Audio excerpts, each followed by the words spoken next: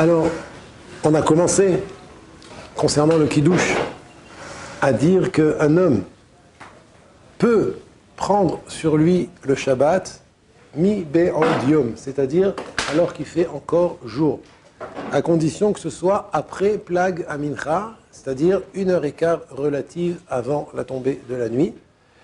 Et grand chidouche, qui n'est pas conseillé, qui est même pas du tout permis selon la Kabbalah, mais selon la Halacha c'est permis. Voilà une des marlocotes que nous avons entre la Kabbalah et la Halacha, c'est que selon la Halacha, il est même permis de prendre Shabbat, de faire le kidouche et de manger avant d'avoir fait Arvit. Et après, on fera Arvit. Ça c'est selon la Halacha. Je répète, depuis Plag Amincha, c'est-à-dire 1h15 relative avant la tombée de la nuit, donc vous regardez dans les calendriers, c'est toujours marqué Plag Amincha, on peut prendre sur soi le Shabbat, dire voilà, Boïkala, Boïkala, ou bien de dire simplement je prends sur moi Shabbat, donc à partir de ce moment-là c'est Shabbat. Deuxièmement, faire le kidouche, et troisièmement, manger le repas de Shabbat. Bien que Arvit n'a pas encore été effectué, et faire Arvit après cela. Tout ça, c'est selon la Halacha, selon la Kabbalah, on ne fait pas comme ça. Yaron. J'ai une question. Pour ceux qui font entrer 10 minutes plus tôt Shabbat, est-ce qu'ils ont besoin de dire la phrase que vous avez dit? Oui, Badaï, il faut. Et c'est bien de le dire. Si on ne l'a pas dit, c'est considéré comme si on n'avait pas rentré. Non, si tu l'as pensé, ça suffit. Si tu l'as pensé, ça suffit. J'ai fait un tout, vraiment, je me suis mis dans l'organisation pour Shabbat. Alors ça suffit pas. Il faut soit le penser, encore mieux le dire. En disant par exemple Boïkala, Boïkala, ça s'appelle qu'on a fait rentrer le Shabbat sur nous. Donc ça c'est la première chose qu'un chidouche selon la halacha, et tout ça à condition, on a dit qu'on a le droit de manger même avant d'avoir fait vite, bien évidemment à condition de manger avant une demi-heure de la sortie des étoiles. Ça veut dire, on sait très bien que dès que on rentre dans la dernière demi-heure avant la sortie des étoiles, il est interdit de commencer à manger un repas avec du pain. Et comme la Séouda de Shabbat, c'est avec du pain, donc si on se trouve une demi-heure avant la sortie des étoiles, on n'aura pas le droit de commencer à manger une Séouda avec du pain. Donc toute la halakha que je viens de dire, c'est seulement quand on est après Plag Amincha, avant une demi-heure, ça veut dire plus d'une demi-heure avant la sortie des étoiles. Est-ce que c'est clair pour tout le monde ou est-ce que quelqu'un n'a pas compris quelque chose? Et si quelqu'un n'a pas compris quelque chose, je suis prêt à le redire. Mais en tout cas, l'essentiel de ce qu'on vient de dire, c'est quoi, Rabotai? L'essentiel de ce qu'on vient de dire, c'est que on peut prendre Shabbat sur soi en plein jour. Ça, c'est le chidouche, premier chidouche. On peut prendre Shabbat sur soi en plein jour, à condition, comme il avait dit Yochanan, à condition que ce soit à partir de Plag Amincha. Voilà, ça c'est une première halakha. Je me permets de continuer puisque je vois que vous n'avez pas de questions. Ouais, c'est bon? Mais non, c'est quoi le kiddush dans ce que je viens de dire? C'est qu'on a dit la semaine dernière que la mitzvah du kiddush, elle est deoraita. Zachor et yom Shabbat le kadesho. Tu te souviendras du jour du Shabbat pour le sanctifier. De là, on apprend qu'il faut faire le kiddush. Sanctifier le Shabbat, c'est le kiddush quand il rentre. Et pourquoi c'est un kiddush? Je vous écoute. La halakha que je viens de dire juste auparavant, qu'on peut prendre Shabbat sur soi, mimbeodium, en plein jour, et faire le kiddush. Pourquoi ça a l'air d'être... comment dire kiddush en français? Non, une nouveauté, il y aura comment? Quelque chose d'incroyable. Voilà, quelque chose d'incroyable, c'est exactement ce que je voulais dire. Pourquoi ça a l'air quelque chose d'incroyable? Je vous écoute. À vos yeux, pourquoi c'est incroyable de dire une halakha pareille? Ça veut dire qu'on est pressé de rentrer dans Shabbat. Bon, ça c'est bien ça. C'est bien, c'est super, c'est bien. Que mon sort soit avec ceux qui prennent Shabbat et Bodium. La question, elle est, il y a quelque chose d'incroyable ici.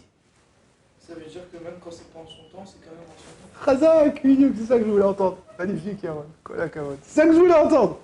Même que c'est pas en son temps, il fait jour, vendredi. Et il y en a des gens qui voyagent, qui allument la lumière encore. Moi, j'ai décidé de prendre Shabbat.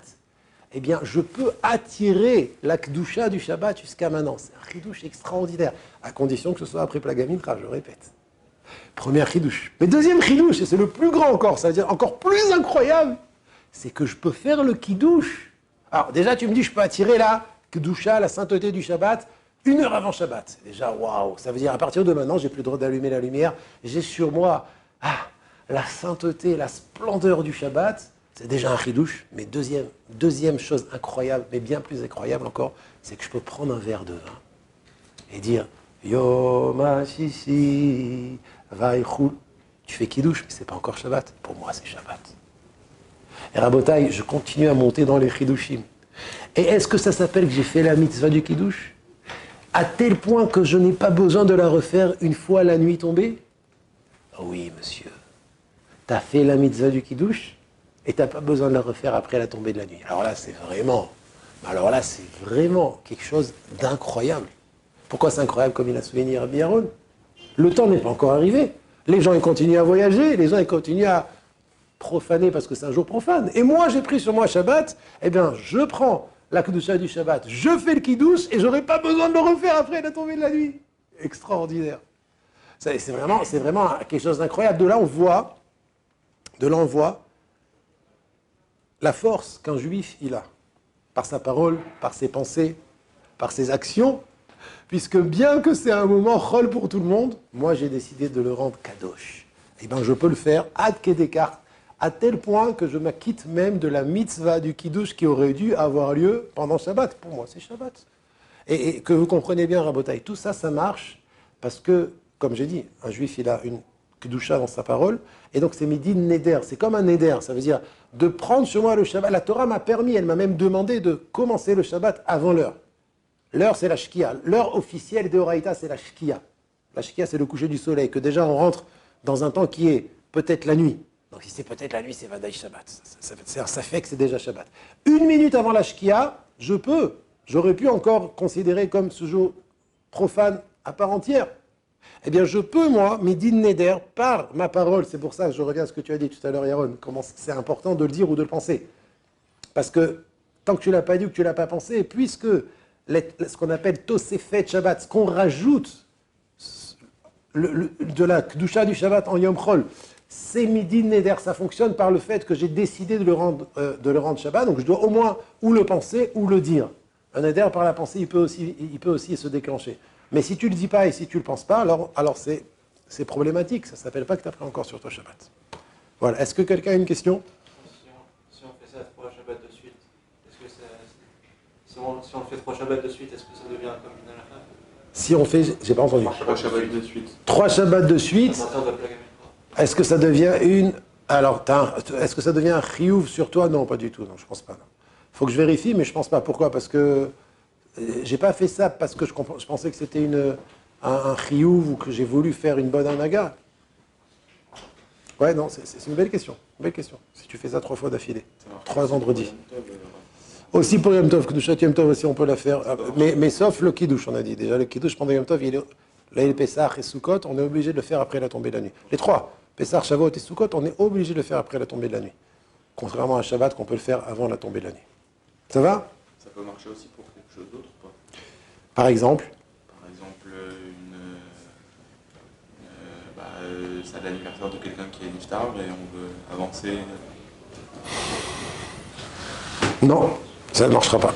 Non. C'est un chidouche qui a été dit que dans les jours qui sont kedoshim, comme Shabbat, Yom Tov, Yom Kippour aussi. D'accord. Ah, Yom Kippour aussi.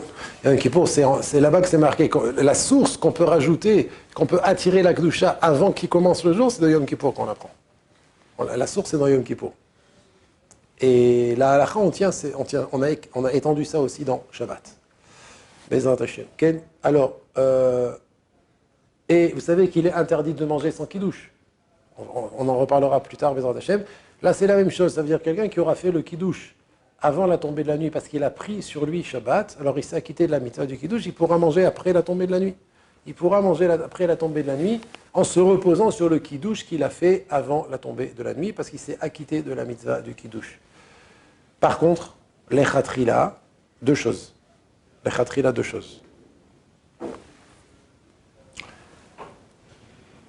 C'est que si quelqu'un a fait le kiddush en plein jour, en pleine journée, on a dit que c'était permis, il est bon qu'après la tombée de la nuit, il remange un kazaït de pain. Ok?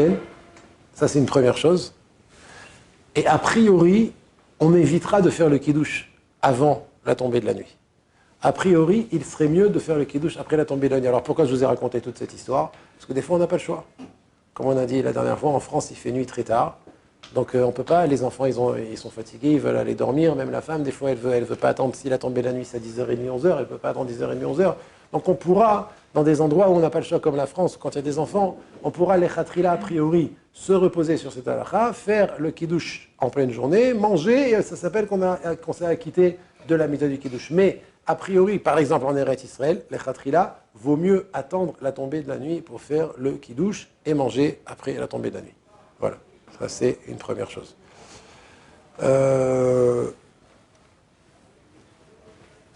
Dernière halakha, que lorsqu'on prie, ça n'a rien à voir avec le kiddush, mais c'est important de le savoir, lorsqu'on prie Arvit avant la tombée de la nuit, il est bon de rappeler après, à la fin de la prière, que le Rav ou le Gabay qui se trouve dans le Bet Knesset, de refaire Shema après la sortie des étoiles. C'est très important parce que beaucoup de gens ne se rappellent pas.